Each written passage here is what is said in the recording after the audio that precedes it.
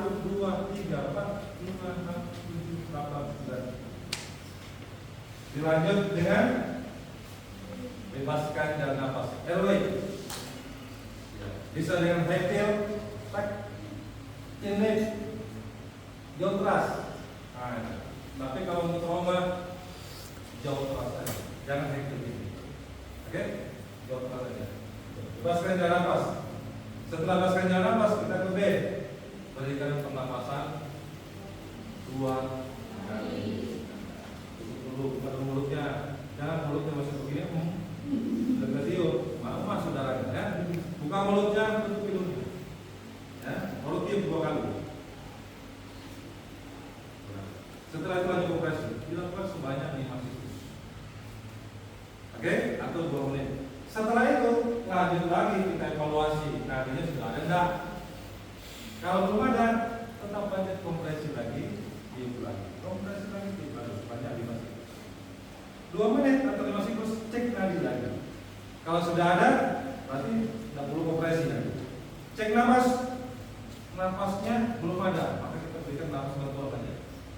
Teknisnya beda yang kayak tadi. Kalau sekarang karena nadinya sudah ada, kita kasih frekuensinya 10 sampai 12 kali per menit.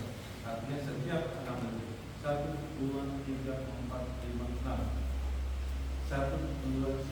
4, 5, 6. Selama 2 menit. 2 menit cek nadi lagi. Masih ada nadinya, cek nafas. Nafas sudah ada, kita berikan posisi recovery position. Posisinya ini ada sini.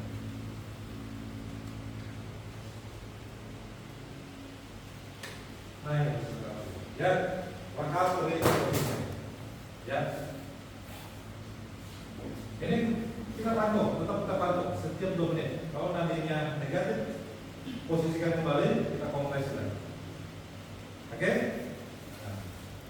Nah, kalau misalnya belum saudara-saudara juga, kita sedang CPR langsung tiba-tiba ada AED yang datang, ya, bisa kita lanjut ya dengan AED. Jadi AED ini adalah alat automatic electrical defibrillasi yang fungsinya untuk mengerem jantung. Kadang-kadang jantung itu sebelum berhenti dia cepat dulu, tadi. Nah, kalau dibiarkan terus nanti jantungnya akan berhenti. Nah, sebelum berhenti kita rem dengan AED. Jadi ketika AED datang, pasang di sebelah kanan atas satu, sebelah kiri bawah satu, biarkan alatnya mendeteksi, analisa, nanti akan ada perintah shock to patient. Kalau kita pencet tombolnya, akan ada rilis energi di sana. Ya, supaya jantungnya bisa berhenti sedikit. Nah, kita harapannya menjadi normal. Tapi kalau tidak normal, kita lanjutkan CPR. Itu AED. Ya, ini contohnya nih, yang di AED. Dia juga di bawah. Ini adalah ventricle tarik kaki. Yang di bawah adalah ventricle fibrillasi. Kalau ini adalah asistom, ini lurus.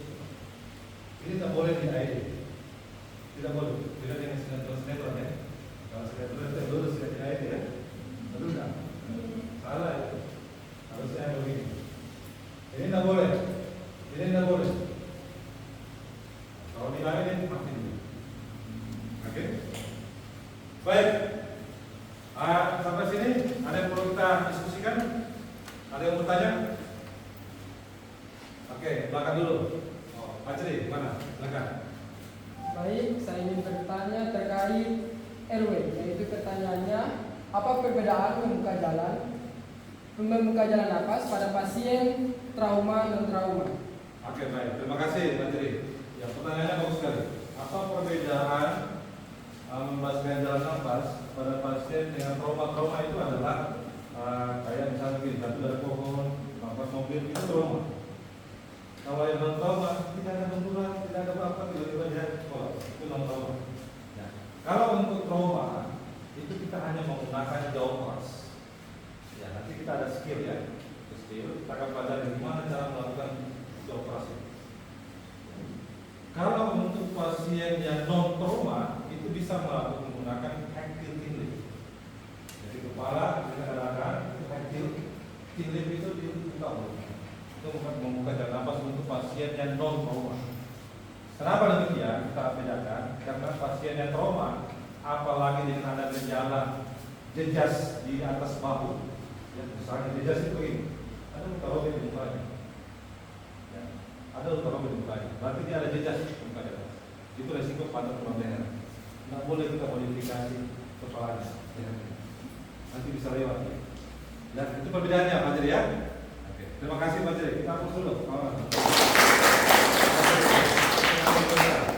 Kalau sini ada pertanyaan lagi? Oke, Pak, silakan. Apa perbedaan antara AED dengan DC shock? AED dan DC shock. Baik, pertanyaannya luar biasa. AED dan DC shock. Jadi AED ini adalah automatic electrical defibrillasi. Sedangkan DC shock ini adalah alat yang biasanya dipasang rumah sakit yang penggunaannya secara manual. Kalau AED itu hanya mengenal beberapa ritme ini, ya. Dia hanya mengenal beberapa ritme ini, sederhana dia. Dan kemudian dia akan menginstruksikan kepada orang yang menggunakannya shock atau tidak. Jadi alatnya yang menentukan. Sedangkan DC shock ini yang mengambil alih adalah petugas medisnya. Nah, pernah lihat kan di rumah sakit, masuk jadi gosok-gosok gini, kemudian tempel. Kasih 150 joule. Oke, clear, air clear, you are clear, everybody's clear, tembak, pan. Ya, jadi Ketika akan melakukan AED atau disisok, yakinkan semua kondisi aman, tidak ada lagi orang yang memegang si korban. Karena jika ada, maka dia akan kena stroke. Makanya dikasih perintah, I am clear, saya sudah clear, tidak ada sebuah AED korban. You are clear, clear, dari dia. Everybody's clear, jangan sampai ada korbannya juga keluarga di bawah memegang kakinya. Everybody's clear, clear. Oke. Nantikan naik RD, dosis 150 joule, shock, pan. Oke, ambil alat, simpan, cek liter lagi. Oke, ini masih asisten atau titik hati. Lanjut CPR. Tahan. Gitu terus. Ya, sampai dinyatakan dia tidak ada lagi ya respon. Biasanya akan ditentukan oleh dokter. Oh, ini sudah tidak bisa lagi diselamatkan. Ada algoritmanya. Berapa kali kita siklus jalankan maksimal? Ya. Dikasih kebijakan berapa kali siklus lagi? Silakan. Ya, kita manusia tidak sistematis 1,12. Ya, masih bisa nih. Oke? Ya, kita pas dulu tuh. Ya. Kalau tidak ada lagi pertanyaan, nanti kita berjumpa lagi di minggu depan dengan materi terkait apa? Luka bakar. Ya, luka bakar. Saya akan kasih tugas untuk pertemuan hari ini. Tugasnya kita akan bagi menjadi 3 kelompok. Jadi kelompok 1 membahas tentang airway management, kelompok 2 membahas tentang respirasi, kelompok 3 membahas tentang sirkulasi. Nanti makalahnya kita kumpul di minggu depan. Ya, kemudian minggu depan juga orang bisa dibaca dulu sebelum pertemuan terkait luka bakar. Baik, jika tidak ada lagi pertanyaan, kita akhiri kegiatan kita pagi ini dengan ucapan hamdalah. Alhamdulillah. Terima kasih atas waktunya. Assalamualaikum warahmatullahi wabarakatuh.